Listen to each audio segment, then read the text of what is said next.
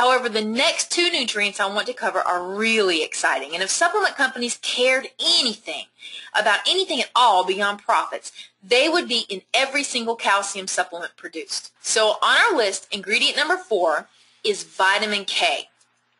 Take a look at this article from the February 2000 Life Extension magazine.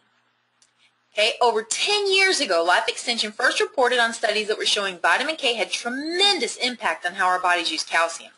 Remember how we showed you earlier that unabsorbed calcium winds up in our joints and arteries instead of in our bones?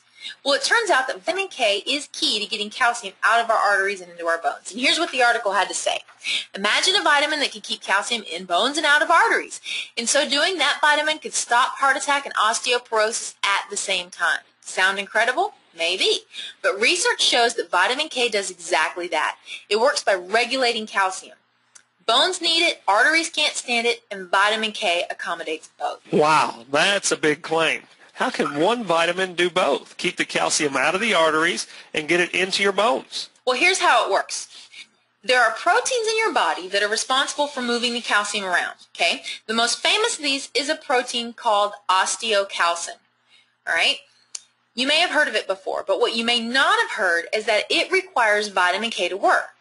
Basically, vitamin K gives these proteins the claws that they need to pick up the calcium and move it around. That's called carboxylation.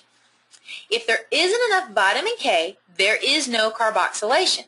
The calcium then just drifts out of your bone and into your arteries, and it settles in the arteries and soft tissues like your joints. It passes into your urine. And you get none of the benefits and all of the risks that come with unabsorbed calcium. But with vitamin K, calcium gets where it needs to go. Now, when I first saw this, I have to admit I got really excited.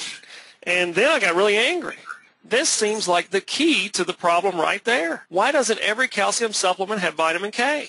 Well, we all know the answer to that because it hasn't been in the news. It's not a hot topic. For whatever reason, the mainstream media hasn't picked up on it, so the public mostly isn't aware of it.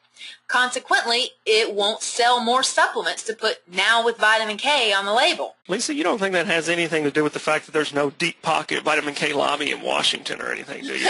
You think? No doubt that's exactly what it is, especially when you consider findings like this. Now, this study is really exciting. Researchers in the Netherlands found that not only does vitamin K prevent the buildup of calcium in the arteries, taking it can actually scrub away existing calcium buildup by 37% within only 6 weeks. Now that is great news.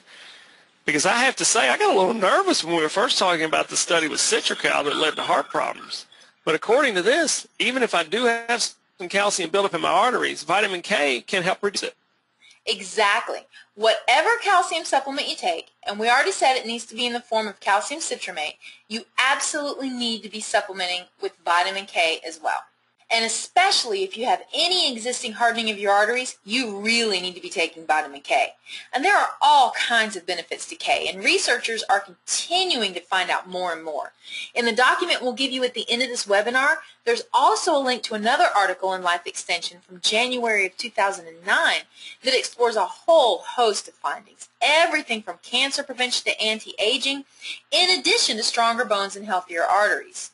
Well, that's fantastic. So supporting ingredient number 4 is definitely vitamin K. What's next?